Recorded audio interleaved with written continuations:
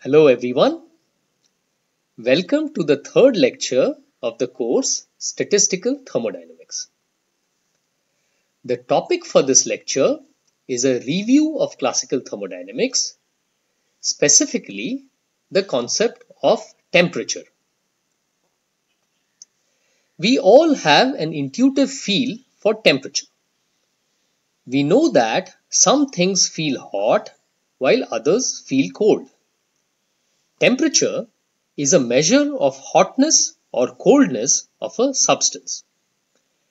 While studying thermodynamics, we want to be more precise about how hot or how cold something is. So, the question we need to address is how to quantify temperature. Answering this question requires the concept of thermodynamic equilibrium. Equilibrium, as you know, is a state of balance or stability. A system is said to be in thermodynamic equilibrium when its macroscopic or bulk observable properties are not changing. Macroscopic properties of matter are the ones we observe in our regular interaction with matter, like temperature, pressure, volume, composition, and density.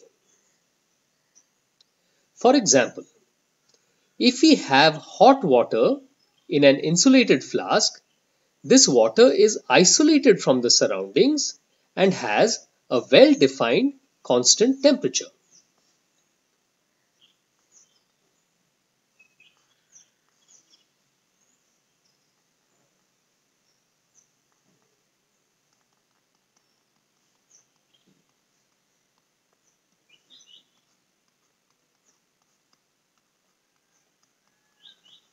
Similarly, if we have cold water in another insulated flask, it too has a well-defined temperature.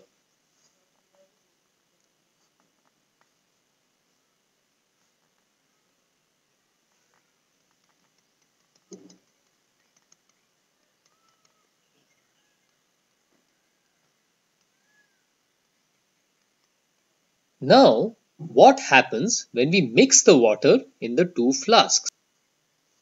Does this mixture have a temperature?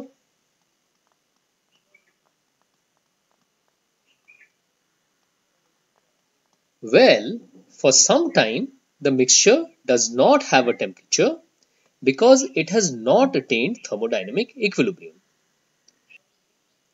Suppose we are pouring hot water into the flask containing cold water. Then the water in the bottom part of the flask is initially cold, and after interacting with the hot water, there is inhomogeneity in the mixture. The system, that is the water, is not in thermodynamic equilibrium.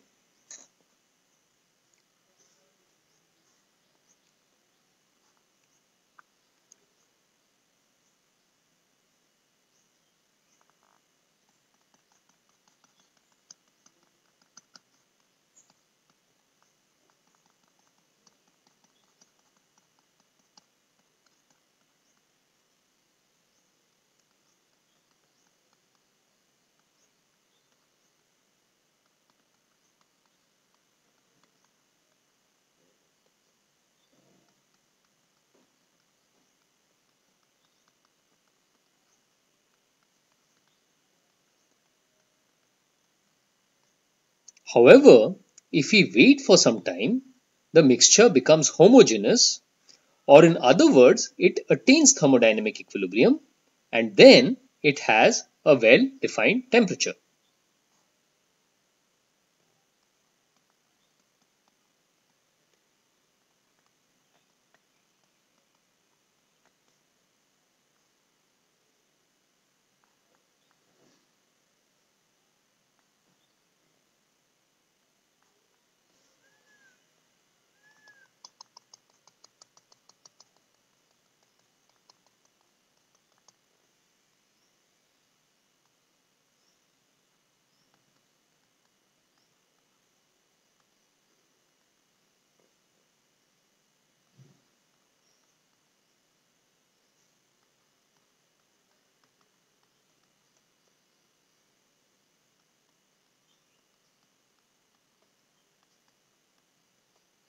Temperature is a macroscopic or bulk property.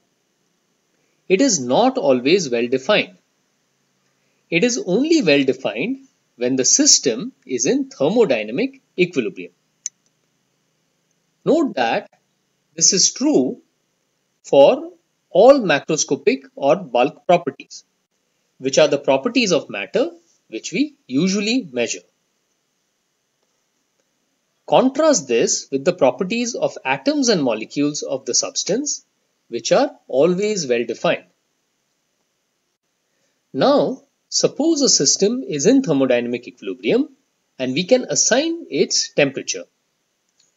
To have a globally acceptable measure of temperature, we use the zeroth law of thermodynamics. I am sure most of you can state the zeroth law of thermodynamics, but do you know why it is so essential in the context of defining a universal measure of temperature? Let's look into that. Let's first state the zeroth law. If systems A and B are in thermal equilibrium and systems B and C are in thermal equilibrium, then A and C are in thermal equilibrium. For two systems to be in thermal equilibrium, they must be in contact so that heat can flow between them. The zeroth law allows us to define temperature globally because if a thermometer shows temperature T for system A and the thermometer shows the same temperature T for system C, then we can say that A and C are in thermal equilibrium even though A and C are not in thermal contact.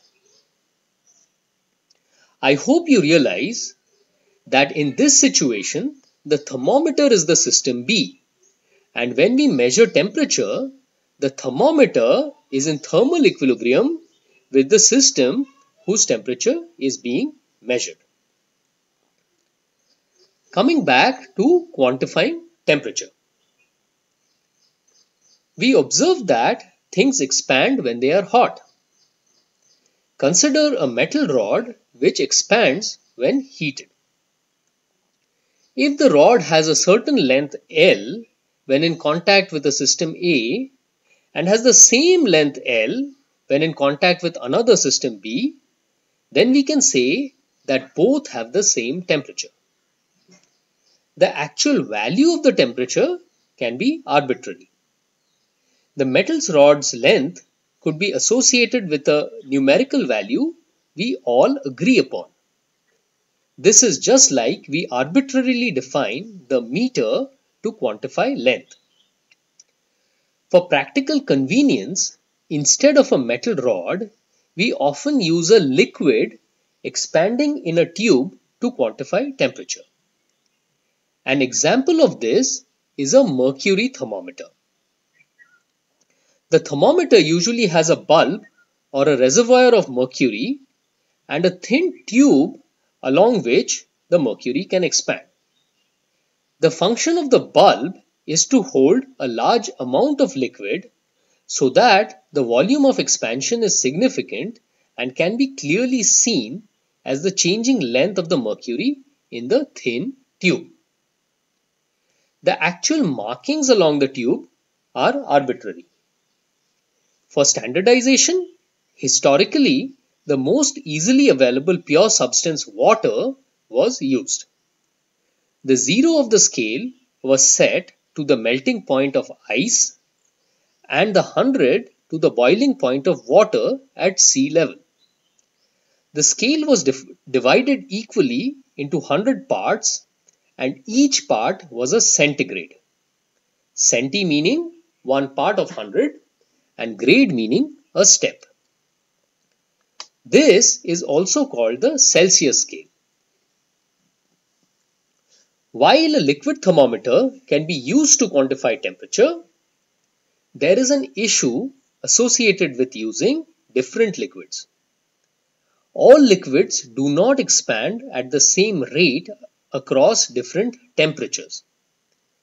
So, if two different liquids are used and the thermometers are calibrated using the method described earlier, they may not show the same value for a temperature which lies between 0 and 100 degrees Celsius, although by definition they will show the same values at the endpoints.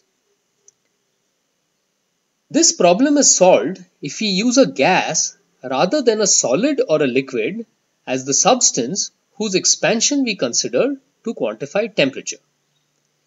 And there are even more reasons to use a gas thermometer, as we will see.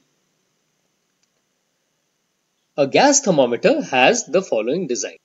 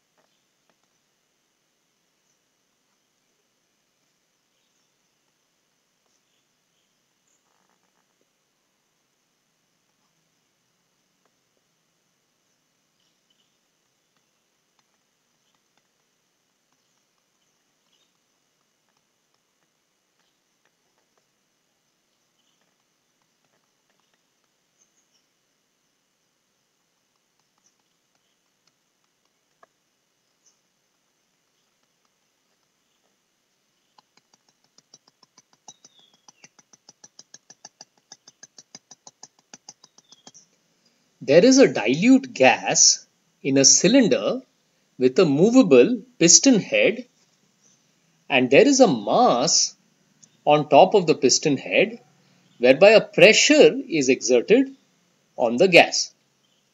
The cylinder is put in thermal contact with the system whose temperature we want to measure. The product of the pressure and volume of the gas increases linearly with temperature. If the pressure is constant, then the volume increases linearly with the temperature. It does not matter what gas is used in the thermometer as long as the gas is very dilute. The PV as a function of temperature for a different gas looks like this, but all gases will indicate the same temperature at all points because the rate of expansion of all gases is the same at any given temperature. Interestingly, if the gas is cooled below 0 degrees Celsius, then for all gases, PV keeps decreasing till it finally becomes 0. That is, the gas does not exert pressure anymore at T is equal to minus 273.15 degrees Celsius, the absolute 0. The PV versus temperature lines for all gases meet at absolute 0. Absolute 0 is the lowest possible temperature and is one of the 2 points required to define the linear temperature scale. This point is set to 0 in the scale known as the Kelvin scale. For other points on the Kelvin scale, rather than using the melting point or boiling point of water, we use the triple point of water. This is a unique combination of pressure and temperature where liquid water, solid ice, and water vapor can coexist. At this point, temperature is 273.16 Kelvin and partial vapor pressure is 0.00603659 atmosphere. Incidentally, as recently as 2019, the Kelvin scale was redefined by setting an exact numerical value for the Boltzmann constant. In practical terms, this does not change things a whole lot. The difference from before 2019 is that earlier The triple point of water was taken as exact, and the Boltzmann constant a measured value with a standard uncertainty. Now, the Boltzmann constant is defined exactly, and the uncertainty is transferred to the triple point of water, which is a measured quantity. The advantage of the new system is that measurement of temperature at very low and very high values, not close to the triple point of water, will be more accurate because the techniques used for that depend on the Boltzmann constant. Also, now temperature is independent of any particular substance. You will be able to appreciate how temperature can be defined by fixing the Boltzmann constant as we go further in this course. An important point to note is that in thermodynamics discussions, we will always use the absolute temperature or the Kelvin scale. If you don't use the Kelvin scale while solving problems, you may get erroneous results. So please make a special note of this point. In the next lecture, we will look at quantifying another important thermodynamic quantity, namely heat. See you for that.